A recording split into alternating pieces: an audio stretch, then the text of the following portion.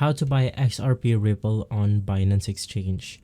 Hey guys, welcome back to our channel. In today's video, I will be showing you this quick and easy tutorial.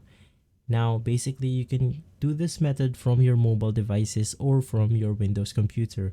In my case, I'm doing it from my Windows computer. So the first thing that you want to do is to go ahead and open up the application if you're using your mobile device. And if you're on your computer, you just want to head over to the Binance website. Once inside Binance, you can just navigate through the button called Buy Crypto.